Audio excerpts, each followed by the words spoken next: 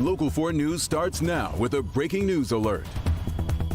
Breaking news coming to us from Detroit's west side, where 2 officers are injured responding to a domestic violence call. This is happening near 7 Mile in Livernois. Tim Pamplin is on the scene with a night cam. Tim. The situation unfolding on Woodingham at 7 Mile, that 7 Mile Livernois area, a domestic violence run. 2 officers from the 12th precinct responded to the scene. They saw one of the parties leaving in a vehicle heading northbound here. He ended up crashing his vehicle. You see it there against a tree.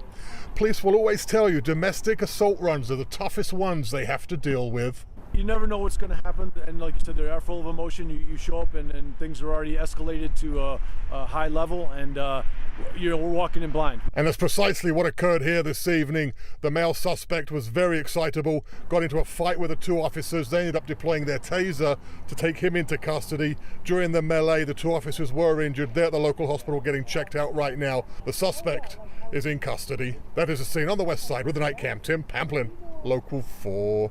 Okay, Tim, our other top story, gun safety bills, the topic of discussion in Lansing in the aftermath of the campus shooting at Michigan State. Happening tomorrow, the state Senate will meet to continue talks about tighter gun legislation. More on that in just a moment. It comes as MSU announces sweeping security changes on campus, including badge access to buildings, locks on classroom doors, and more cameras. Our Mara McDonald is live tonight. Mara, that's just the start of it.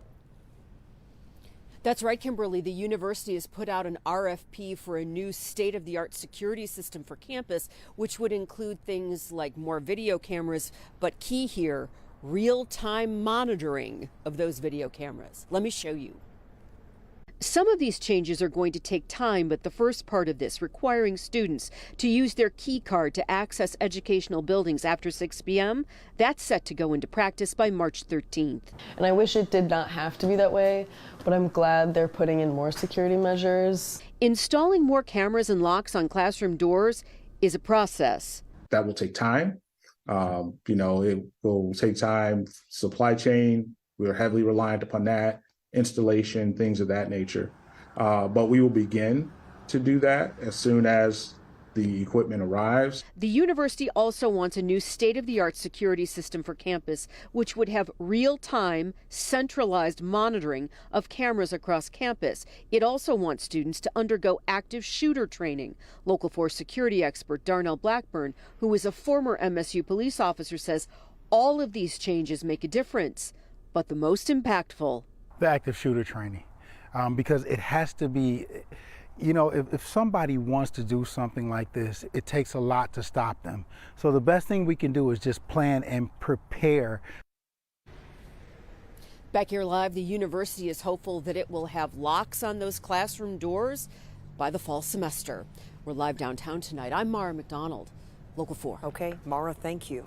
Michigan lawmakers are taking up tougher gun measures. The conversation continues tomorrow in the Senate after a packed meeting in the House earlier today. Jacqueline Francis live tonight with the latest. Jacqueline. Devin, today the State House, tomorrow the Senate. The focus again will be on tougher gun laws. All of the bills were introduced in the wake of the Michigan State University shooting. We all want the same thing, to have our kids come home at the end of the day. In the State House Wednesday, it was a call to action. The Democrat-led legislature holding its first hearings on a package of gun bills focused on 3 main safety proposals, including safe storage laws, universal background checks, and extreme risk protection orders, or red flag laws. The motive is no secret. We have people here today, kids even, who have been through unimaginable fear and violence as recently as 2 weeks ago, and the buildings and grounds of Michigan State just down the road. And there is some bipartisan support. Former Congressman Fred Upton, a Republican, testified over Zoom supporting the bills. How many straws is it going to take for us to finally do something to help our law enforcement and make our communities a bit safer? Fellow Republican, former Congressman Dave Trott, is expected to show his support for the bills during Thursday's Senate hearing, releasing a joint statement with Upton, writing, quote, "We must directly address the causes of violent crime that have become all too common in our cities, in schools, and in everyday life. These bills do just that."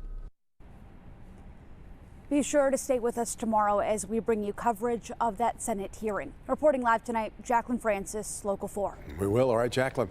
Tonight, DTE Energy working to restore power to the remaining customers still in the dark from last week's ice storm. DTE reports about 9,100 customers are without power. Officials say power has been restored to nearly 100% of its customers. Meanwhile, the new time of day rates for DTE customers take effect today. That means electricity will cost more between the hours of 7 p.m. Monday through Friday. That rate will go up even higher during the summer months. The new off-peak rate will include weekends and is also going up, and it will now cost residents roughly $15.50 per kilowatt hour. DTE hopes these rates will get customers to shift behavior and reduce energy usage at peak hours. A former priest is sentenced for child sex crimes in Wayne County. Joseph Baker is going to spend 3 to 15 years in prison. The 61-year-old was convicted of criminal sexual conduct with a person under 13. Baker had been pastor at parishes in Waterford and Wayne. The Attorney General's office has secured criminal charges against 11 people with ties to the Catholic Church and multiple convictions as part of its clergy abuse investigation. Democrats in Lansing are trying to officially repeal the state's ban on abortion. The Senate Health Policy Committee and House Judiciary Committee voted today to pass a package of bills on a party line vote. The 1931 law made it a felony to perform abortions. In November, though, voters approved Proposal 3, putting the legal right to an abortion in Michigan's Constitution. The bills now head to the full House and Senate for votes.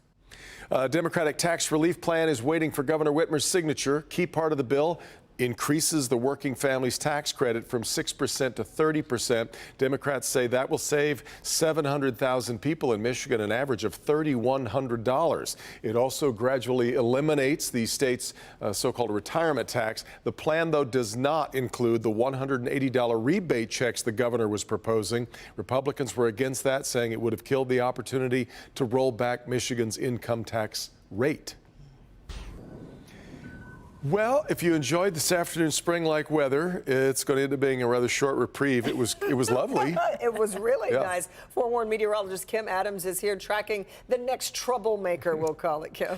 That's true. Well, we've got 24 hours, though, before we have to worry about that, at least, if not a little bit longer. Right now in Detroit, it is 42 degrees, 40 in Ann Arbor, 31 in Lapeer, 40 in Monroe. Tomorrow, something unusual will be normal tomorrow for the first time, I think, in months. Temperatures will be right where they should be for this time of year. We'll have partly cloudy skies by tomorrow afternoon, and it will be dry throughout the entire day. So when you take the kids to the bus stop in the morning, it'll be 33, 41 when they get off in the afternoon from that bus stop. All right, late week storm. So this is Friday, and at this point, looks like you'll make it through the morning commute fine. But here's what we know. We will have wind gusts over 35 miles per hour. Best chance of rain will be from Metro Airport south. Best chance for snow will be in our west and north zones, and it could total up a little bit, not as much as you've probably been hearing about, because we will have some of that rain mixed in. So I'll have more on that coming up in the forecast. But if you want to keep up to date on all the weather information, the best way to do it, go to your favorite app store, type in WDIV, and download the Forewarned Weather app.